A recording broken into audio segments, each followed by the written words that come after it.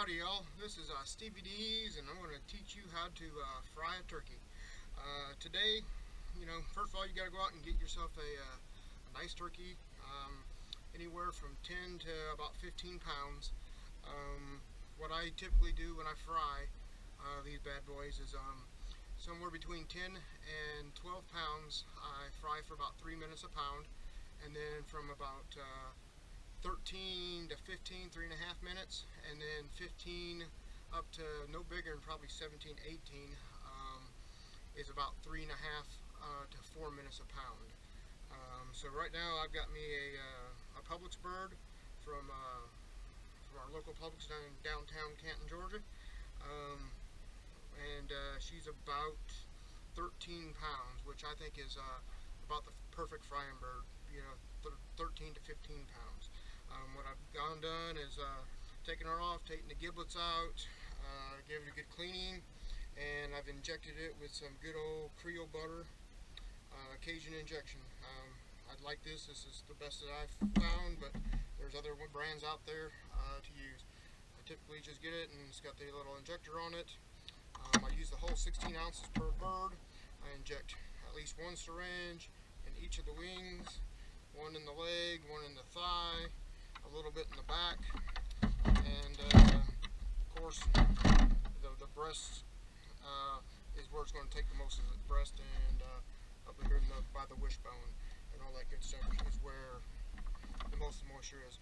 Typically do that, try to do that at least an hour or two in advance before frying. That way the bird gets nice and juicy. That gives it time to soak in. And next what I typically do is I got some Cajun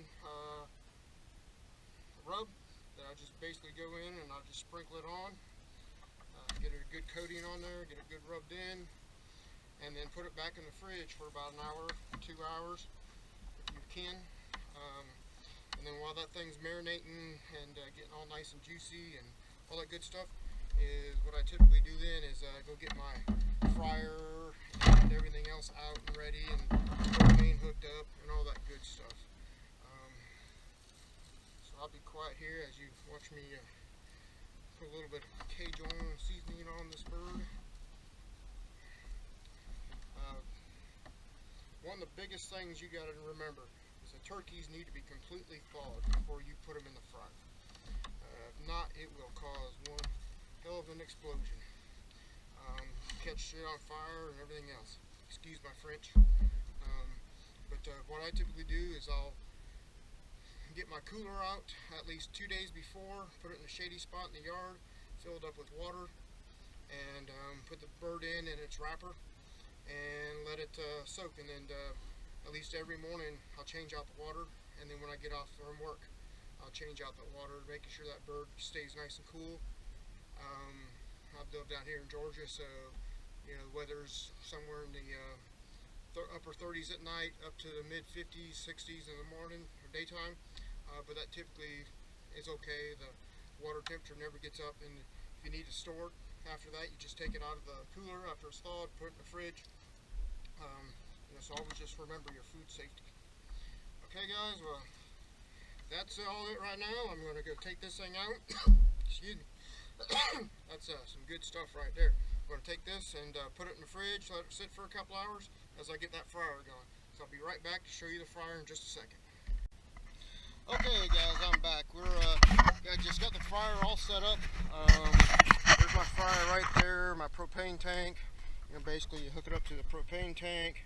There's your regulator, and then of course the burner itself. This thing's about 15, 20 years old. I've replaced the regulator and hose once or twice on her, but she's been a good old girl to me.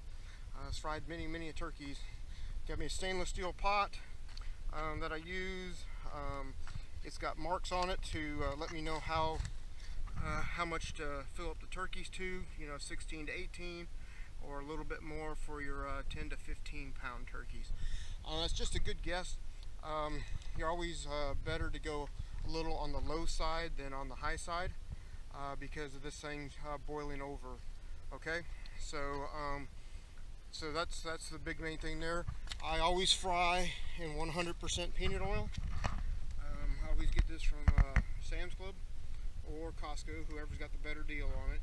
And this is typically the best stuff. It's got a higher smoke point, which is 450 degrees, as you can see on the box. So that's really, you can get it really nice and hot to get that that bird crisp on the outside. Typically what I do is I'll fry it about 375. So right now I'm going to go light this old girl up and start heating it up. I've kind of preheated it a little bit for you guys. It's at 350, but what I typically do is I'll heat it up to about 375, 380-ish, and then I'll shut the flame off and drop the bird in. So let me set the camera down and get this old girl fired up.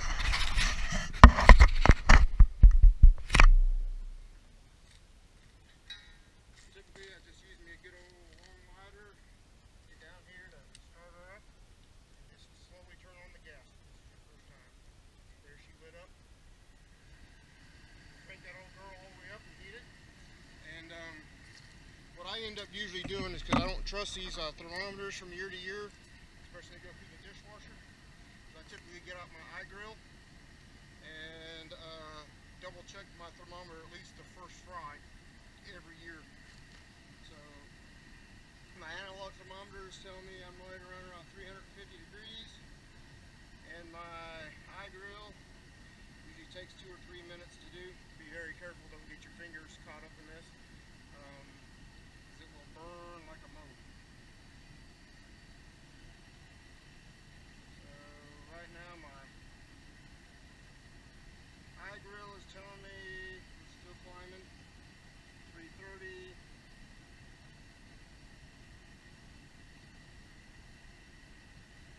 340 degrees. So we're real close to being on the money with my analog, but I'd always check it with another thermometer just to make sure you're good to go. Ooh, and that got a little warm there. So alright, so I'm going to shut you off for a few minutes while the oil climbs up to temp, and I'll be right back. Okay guys, I'm back now. So took the turkey out of the refrigerator, put the holder, the stand in there. So I've got the one that's with the holes in the bottom, not the wire one.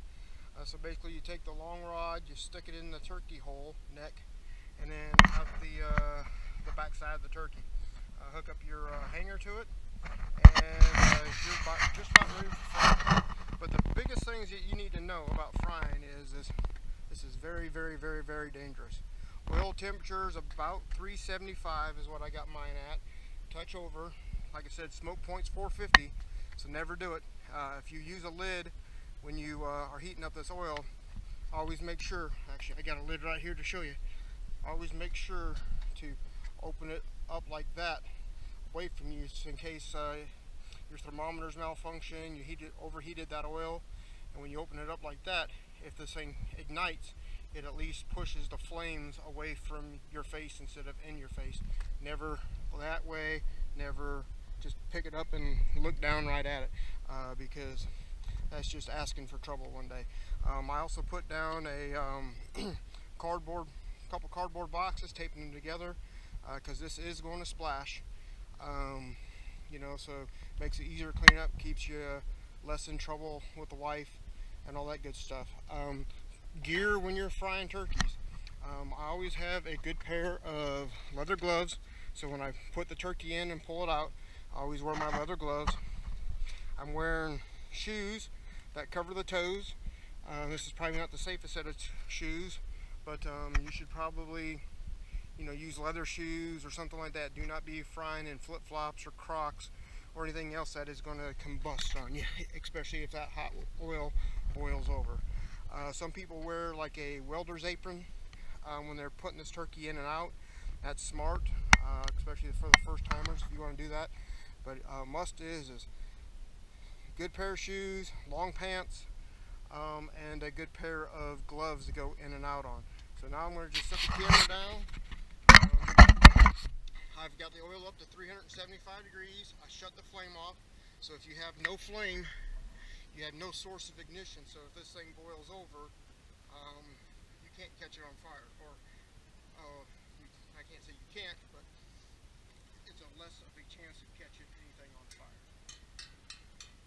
usually take my thermometer out because it is a pain in the rear. And then I'll grab my turkey. And there we go right there. Look at that old girl right there. You want to make sure she's drained good, no water, not full of water. It's not frozen like I said before when we injected it. The giblets and everything are out of it. And I got a good rub in it. So now what I do is just slowly lower in and get the camera lower it in. And you're going to see this thing start to bubble. You just try to stand back. That's a little bit of that moisture, a little bit of that Cajun injector going in there. And then you can see it's already starting to bubble over a little bit. That's why I got the cardboard down. And then, this is one of the good parts about it. You guys smelling that rub? So I typically put it in there, get my hook out, wait for it to kind of quit bubbling a little bit, and then I'm going to relight the fire on this. Okay, so when I relight the fire, a lot of times I use a lid to keep me from getting burnt. But I want to get that flame back on it as quick as possible, so we can maintain that temperature.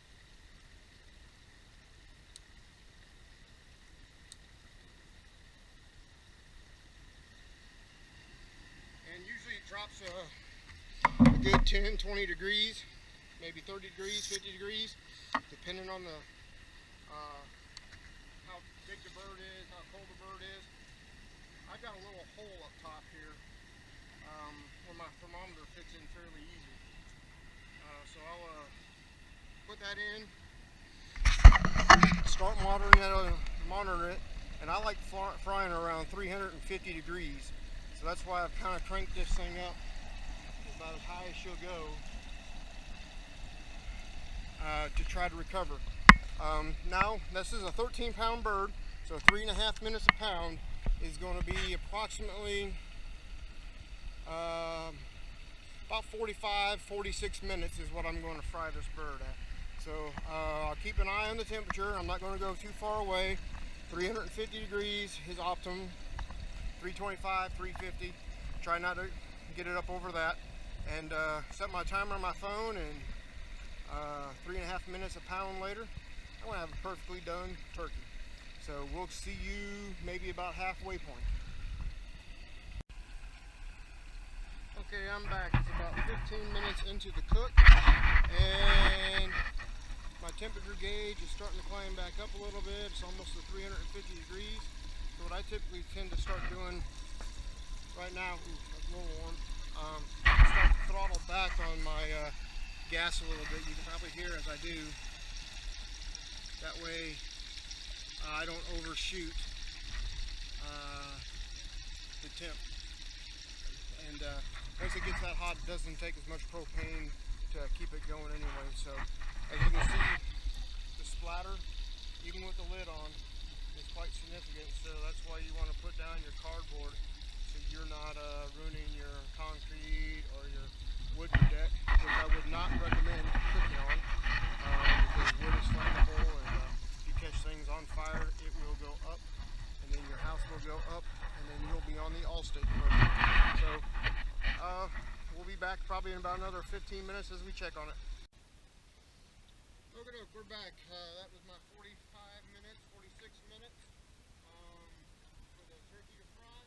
Remember, 3.5 minutes a pound, and that thing was right about 13 pounds. So it was about 45, 46 minutes.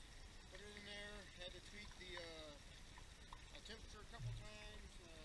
I cranked it up right away to get it going, and then slowly backed it off a few times as I was cooking. So right now, right there we go. There she is. It's bubbling away. A little low on oil, but you can always add a little oil here and there. But I always notice that when the little butt sticks out like that, it never really bothers the turkey at all. So let me set the old camera down there. Readjust images. And I'm getting ready to take the turkey out. And remember, when you're doing turkeys, any poultry, or any pork or anything else, you always want to check its temperature. So the perfect temperature of this guy is about 160 degrees, 165 in the breast, and about 170-ish in the thigh. So I usually just pull it out.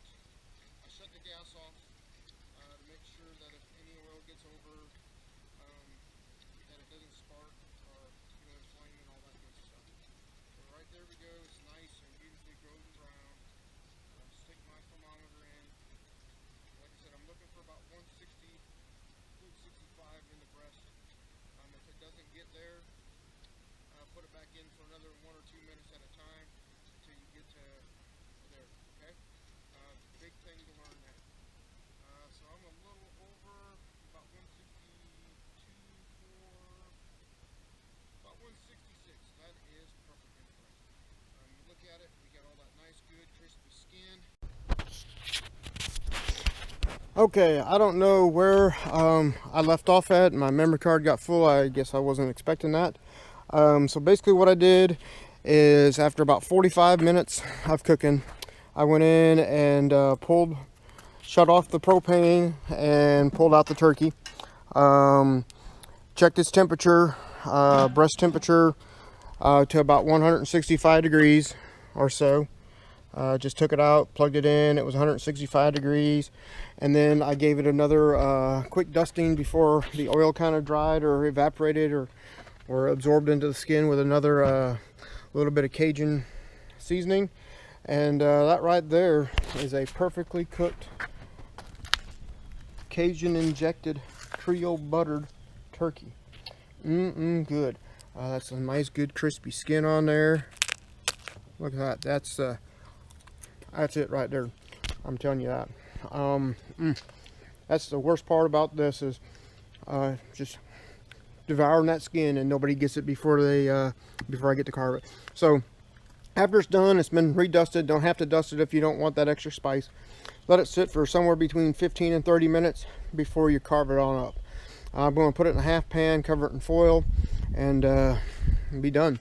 So just to recap, all we did was I got a 13-pound bird. Knew I was going to cook it for about 3.5 minutes a pound. I injected it with 16 ounces of Cajun injector Creole butter, all over the bird, especially in the breast and legs, a little bit in the wings.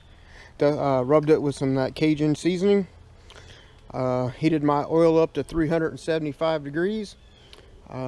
Shut off the flame, dropped the turkey, cooked it for about 46 minutes, pulled it, checked its temperature in the breast at 160 to 165. Mine was at 166. Gave it another little sprinkling, and going to let it rest for about 15 to 30 minutes, and then I'm going to carve it on up. So that's a quick recap. Just remember safety. The oil is hot, the oil is flammable, so use common sense, and best thing is don't be doing this while you're intoxicated. So y'all have a great day and a happy Thanksgiving.